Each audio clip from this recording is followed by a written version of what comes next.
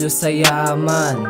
Ano pa nga ba ginagawa yung freedom? Hindi kita sa mapa.